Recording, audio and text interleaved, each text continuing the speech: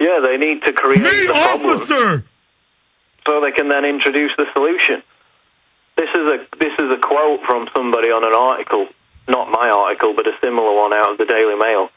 Quote, "We breed farm animals to produce the best possible stock and kill them when they have fulfilled their purpose. We interbreed pedigree animals to produce extremes that leave them open to ill health and early death.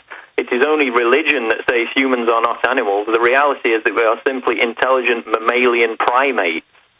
The world population of humans has increased from 2 to 6.5 billion in the last 50 years. The planet can support 2 billion humans comfortably. 6.5 uses too many resources and leads to global warming and climate change. Marie Stopes believed in population control and breeding the best possible humans. So did Hitler. Neither of these aims are bad in themselves." That's the attitude of people. But see, they're playing the part of, oh, you're all animals and can't make a decision. We're the elite beyond good and evil. We're going to get rid of you. No, you bastards. You don't control our lives. We're not your slaves. I'm a sentient, alive creature who's conscious. And I'm not your slave, and I have a right under universal law to defend against you, you control freak cowards. That's what you are, is filth. You know, I could do a 10-hour radio show on this stuff. It's what governs our planet. It's what the elite that are running things are doing. And Burma's just ran in here all excited. We're in there taping C-SPAN, and he said the Republican leader just got up and said, "This is about a new world order and a global elite wanting to micromanage and control the resources of the populations." So, I mean, it's really, I was watching another C-SPAN clip where they're talking about, this is about eugenics.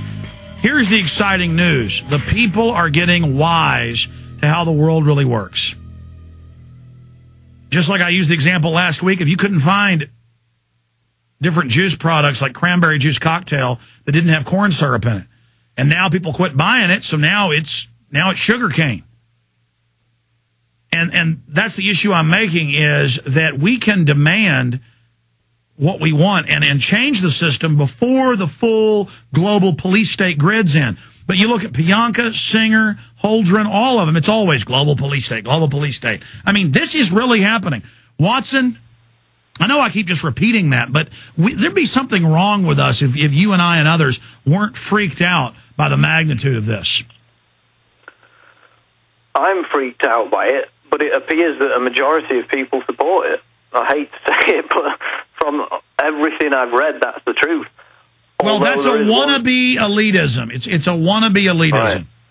One thing, I think, a battle for the minds that we've won, or are winning vehemently, is on the vaccines, because yesterday the UK government announced, they didn't say it would be mandatory, but they implied it definitely.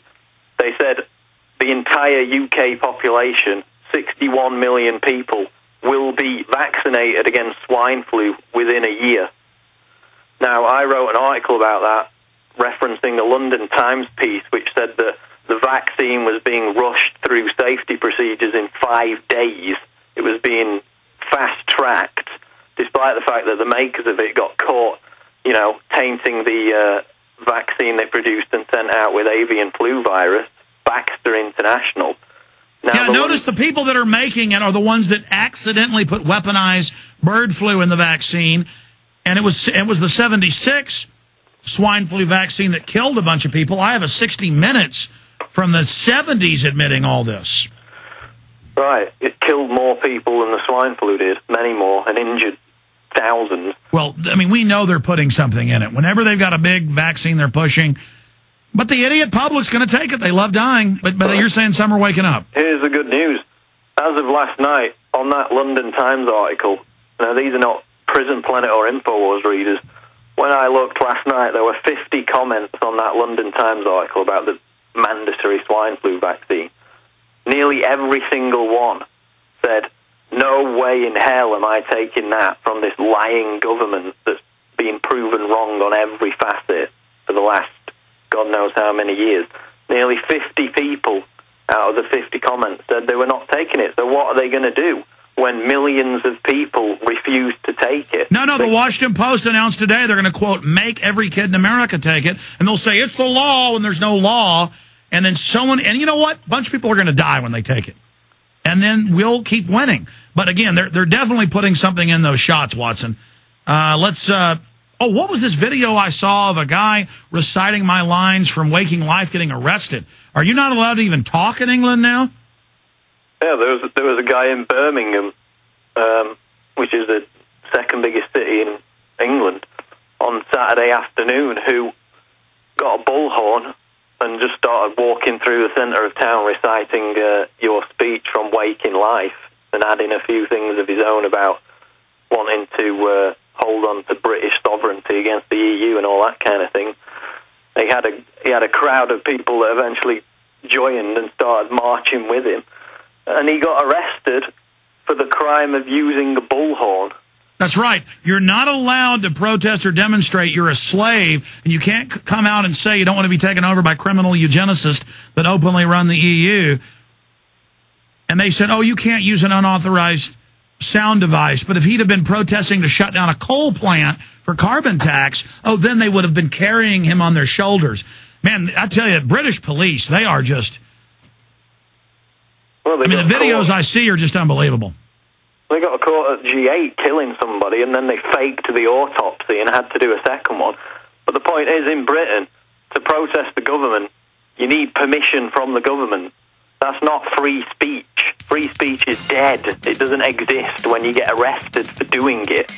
Well, Paul, you and your brother and I have all been put in terror databases, but we watch women and children they just have secret police run up and say, up against the wall, you're being put in section code 59X5. Oh, I mean, it's just, we live in 1984. We got to break out of the prison.